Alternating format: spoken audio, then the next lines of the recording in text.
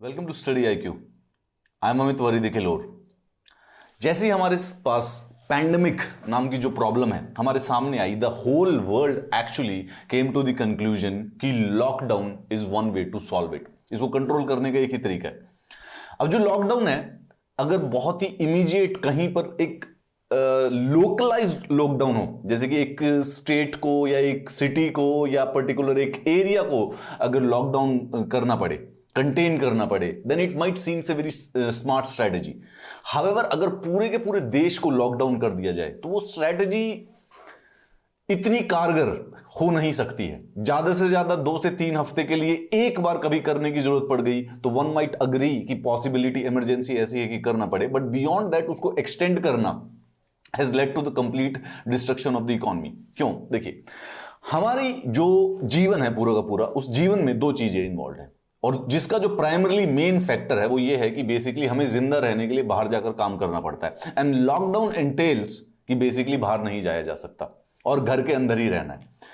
And जैसे ही सबके सब घर के अंदर रहेंगे और सबको काम करने से रोक दिया जाएगा तो फंडामेंटली आगे का पूरा जो भविष्य और जो फ्यूचर है, except few elite and secure people जिनकी जॉब्स को एसेंशियल करार दे दिया जाता है, उन सब के अलावा जितनी भी जॉब्स हैं और जितने भी काम हैं वो कंप्लीटली डिस्ट्रॉय हो जाते हैं। दे डोंट डिस्ट्रॉय 1 मंथ और 2 months of the jobs, it destroys the complete future of the family. और बाहर जाकर जाने वाले जो काम है, जिनका काम चलता ही तब है जब ह्यूमन बीइंग्स बेसिकली अपने घर से बाहर निकले, उसमें से सबसे ज्यादा prime, the whole industry is solely based on the idea कि लोग घर से बाहर निकलेंगे, are the restaurants and the hotels. कोविड-19 के पैंडेमिक के बीच में अलग अलग प्रकार की समस्याएं बेसिकली देश के सामने और ह्यूमैनिटी के सामने, सोसाइटी के सामने आ रही हैं, और उसके बीच में साथ ही साथ जो ये लॉकडाउन की जो स्ट्रेटेजी अपनाई गई है, इसमें एक कंप्लीट रोलर कोस्टर उसके ऊपर रोड कोस्टर चला दिया गया है हॉस्पिटैलिटी इंडस्ट्री के ऊपर। लेट्स डिस्कस कि हॉस्पिटैलिटी इंडस्ट्रीज क्या फेस कर रही है पिछले 1 साल से। एक अंदाजे के अनुसार फाइनेंशियल ईयर 2021 में hospitality industry will contract by the 65%। इसमें होटल्स आते हैं, टूरिज्म इंडस्ट्री होती है, रेस्टोरेंट्स जो होते हैं, बाहर जाकर जो बाहर पे खाना खाया जाता है, रेस्टोरेंट्स जो होते हैं, वो सारी की सारी इंक्लूडेड है। 65% का ये मतलब है कि अगर 10 साल से पहले, 1 साल से पहले, अगर 1 साल से पहले ये 1 लाख करोड़ का काम करते थे तो अब ये सिर्फ 35,000 करोड़ का काम करेंगे। यानी कि जो 65,000 करोड़ की इनकम जो लॉस होगी वो अनएम्प्लॉयमेंट होगी, it would be A loss, it would be A basically हमारी जो इकोनॉमी है उसमें से वो गायब हो जाएगी। होटल्स के इस समय ऑक्यूपेंसी रेट 18% है और उसके साथ रेवेन्यू पर अवेलेबल रूम कम से कम 80% से भी ज्यादा घुस चुका है। 18% का मतलब यह है कि अगर एक होटल में 100 कमरे हैं तो उसमें सिर्फ और सिर्फ इस समय 18 लोग ठहरे हुए हैं, यानी कि बाकी के बाकी 82 कमरे खाली हैं, which is an absolute loss for a restaurant. उसके बाद जो एवरेज रेवेन्यू पर अवेलेबल रूम है, यानी कि भाई एक अंदाजा लगाने के लिए किसी भी होटल प्रॉफिट में जाएगा या नुकसान में जाएगा, इसी बेसिस पर लगाया जा सकता है कि उनके पास जितने रूम है उसमें से उससे कितना रेवेन्यू आता है। अब वो घटकर 80% हो चुका है। The National Restaurant Association of India estimates that almost 40% of the restaurants in the country have closed since 2020. 40 किसी एक इंडस्ट्री की पूरी 40% क्लोज हो जाने का मतलब यह है मिलियंस, करोड़ से भी अधिक जो नौकरियां हैं वो खत्म हो गई हैं, वो जॉब्स जा चुकी है। The opening of the restaurants and the hotels in the other countries indicates a direct relationships between vaccination. अब दूसरे जो देश है जहां पर रेस्टोरेंट्स खुल रहे हैं और जहां नहीं खुल रहे हैं, बेसिकली डायरेक्ट रिलेशनशिप्स है वैक्सीनेशन से। अगर वैक्सीनेशन ज्यादा हो रही है तो रेस्टोरेंट्स खुल रहे हैं, क्योंकि फिर लोग कॉन्फिडेंस से बाहर जाने कर अपने जो नॉर्मल प्री 2020 दिनचर्या है उसको फॉलो करने लग जाते हैं। However, हमारे देश में सिर्फ 4% पॉपुलेशन अभी तक फुली वैक्सीनेट हो पाई है। The road seems very uncertain for the industry. कहने का मतलब है अनसर्टेन का, जब तक एटलीस्ट मिनिमम 50 to 60% वैक्सीनेशन ना हो जाए, restaurants can not pickup again, और वो भी उसके बावजूद भी स्लोली पिकअप करेंगे, एंड दैट सीम्स कि अगले 4 से 6 महीने होना भी वो पॉसिबल नहीं है। पोस्ट रीओपनिंग, अच्छा 2020 के लॉकडाउन के बाद, एक लंबे 2 महीने के लॉकडाउन के बाद स्लोली जब रीओपन किया गया था कंट्री को, तब पोस्ट रीओपनिंग रेस्टोरेंट सारे के सारे सेफ्टी रेगुलेशन से कंपाइल कर रहे थे जो कि हेल्थ मिनिस्ट्री के द्वारा इश्यूड थी। They made dining out as safe and comfortable as possible. लेकिन जैसे ही बड़े शॉक के बाद धीरे धीरे जब रेस्टोरेंट इंडस्ट्री वापस अपने पैरों पर खड़ी हो रही थी, दोबारा से एक सेकंड कोविड वेव के तहत बेसिकली ऑलमोस्ट पूरे इंडिया में स्टेट बाय स्टेट इंडिविजुअली हर जगह पर फिर दोबारा से लॉकडाउन लगा दिया गया है। The second wave critically challenge the survival of the restaurants. इस वाज समथिंग लाइक दैट कि एक रेस्टोरेंट्स ने पिछले साल के जो लॉसेस थे, भाई पिछले साल 6 महीने तो रेस्टोरेंट कोई चले ही नहीं, तो 12 महीने का खर्चा फिर बचे हुए 6 महीनों में से निकालना था। उस शॉक के बाद कि भाई इतना बड़ा शॉक था कि 40% रेस्टोरेंट्स बंद हो गए। जो कोई बचा था, जिसके पास फाइनली कुछ बचा था, they started doing it again. But second वाली वेव ने तो उन सबके क्रिटिकल चैलेंज, उनके सर्वाइवल को ही क्रिटिकल कर दिया है। इसके साथ साथ इस कॉन्टेक्स्ट में यह भी याद रखिए कि जोमेटो और जो स्विगी जैसे जो फूड एग्रीगेटर्स हैं, जो कि फूड डिलीवरी घर पर ही कर देते हैं, they are not exactly the solution for the restaurants. इनका भी इशू है। आउटडोर डाइनिंग कंप्लीटली एब्सेंट है ऑलमोस्ट 1 ईयर से।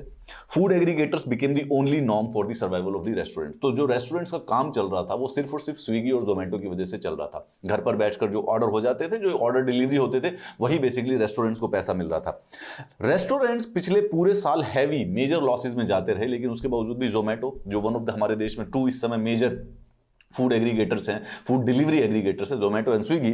जोमेटो ने बताया कि पैंडेमिक के बावजूद भी उनका जो बिजनेस है वो पॉजिटिवली इंपैक्ट हुआ था। Again there is a reason for it. क्यों? क्योंकि पैंडेमिक के समय सिर्फ जोमेटो और स्विगी के द्वारा ही फूड डिलीवरी की जा रही थी। बाहर जाकर तो कोई खा ही नहीं रहा था, तो यानी जो बाहर जाकर खाते थे वो भी घर पर ही ऑर्डर कर रहे थे। तो जो कंपनियां डिलीवरी कर रही थी वो फायदे में चलेगी, परंतु जो डाइनिंग, जहां पर रेस्टोरेंट्स होते हैं, जहां लोग बैठकर खाना खाते हैं, वो कंप्लीटली डिस्ट्रॉय हो गए। अब रेस्टोरेंट, एक उन्होंने बताया, if we discuss about the plight of the restaurants during the pandemic, differentiating between the dining and the delivery model, problem with the calling food delivery aggregator the मसीहा of the food business. उन्होंने कहा कि basically जब food delivery होती है तो वो कुछ कमीशंस लेते होंगे, 20 से 25 से 30 से 40%। और साथ ही साथ आजकल हर रेस्टोरेंट्स को ऑनलाइन रेलिवेंट होना भी बहुत ज्यादा जरूरी हो गया है। बट अगेन, जो मेजर बिजनेस किसी भी रेस्टोरेंट का या फूड का या ढाबे का जो होता है, वो उन्हीं लोगों पर होता है जो कोई वहां पर आकर बैठकर खाना खाते हैं। Similar concerns have been raised by the restaurants across the globe। ये सिर्फ भारत की हालत नहीं है, पूरे के पूरे विश्व की है। पर भारत में बेसिकली अब दोबारा सेकेंड वेव से it has become a much more critical issue. साथ ही साथ restaurant is a sector, hospitality वाला एक सेक्टर जो है, उसमें स्पेसिफिकली गवर्नमेंट की तरफ से कोई मेजर रिस्पॉन्स नहीं आया है। Rather than intervening and working for a solution for the crisis, government basically has added to their woes. उनकी प्रॉब्लम्स में एडिशंस कर दिए गए हैं। रेस्टोरेंट इंडस्ट्री एक्सपेक्ट कर रही थी कि एक अच्छा सा बजट आए which will ease their financial situation with relief packages, कुछ टैक्सेशन, कुछ डायरेक्ट कैश बेनिफिट्स भी होने चाहिए थे छोटों के पास, या कुछ interest free loans hospitality industry को दिए जाएं। However the government turned a blind eye to all of these demands, leaving the restaurants industry to fend itself. कि आत्मनिर्भरता की बात है, आप अपना स्वयं देख लीजिए। गवर्नमेंट के बजट में पिछले बार जो लॉकडाउन था उसकी जो इकोनॉमिक इफेक्ट्स थे उसको कम करने के लिए कई सारे से प्रावधान थे। अलग अलग सेक्टर के लिए, एमएसएमई के लिए अलग था, अलग अलग जो मजदूर थे उनके लिए अलग था।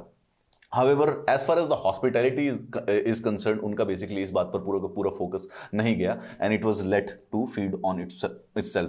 जितने भी शेफ हैं, जो सर्विस प्रोफेशनल थे, जो कि रेस्टोरेंट्स या होटल्स में काम करते थे, जो आर नाउ ईदर अनएम्प्लॉयड या फिर बेसिकली कॉन्ट्रेक्चुअल सेटिंग्स में अब काम कर रहे हैं, वो जो भी बचा हुआ है भाई, अब एकदम बिल्कुल बैकफुट पे हो जाता है, तो जो मिलता है उसको ले लो, तो वो अब सब कॉन्ट्रैक्ट पे चल गए हैं जिनके पास पहले जॉब सिक्योरिटी थी।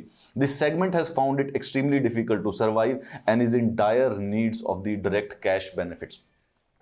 आप सोच के देखिए कि हॉस्पिटैलिटी या फिर जो रेस्टोरेंट इंडस्ट्री है या फूड इंडस्ट्री, अगर हम बात करें, जो बाहर लोग रेहड़ी पर कुछ गोलगप्पे लगाते थे, या फिर कोई बड़ा रेस्टोरेंट हो गया, फाइन डाइनिंग के जो रेस्टोरेंट्स हो गए, 40% बंद हो गए हैं। ट्राई टू अंडरस्टैंड कि ऐसी कौन सी डिवास्टेटिंग इफेक्ट है कि अगेन, क्योंकि हर बार लॉकडाउन में एक चीज जरूर बंद हो जाती है, चाहे बाकी कहीं चलती रहे या ना चलती रहे, बाहर डालना। लोग बाहर डर के मारे नहीं जाते हैं, जो जाते हैं वो वैसे ही इलीगल हो जाता है, और रेस्टोरेंट्स बेसिकली ओपन हो ही नहीं सकते हैं। क्यों? क्योंकि वहां पे एक आदमी को दूसरी टेबल पर साथ बैठकर खाना पड़ता है, तो सोशल डिस्टेंसिंग मेंटेन नहीं हो सकती है।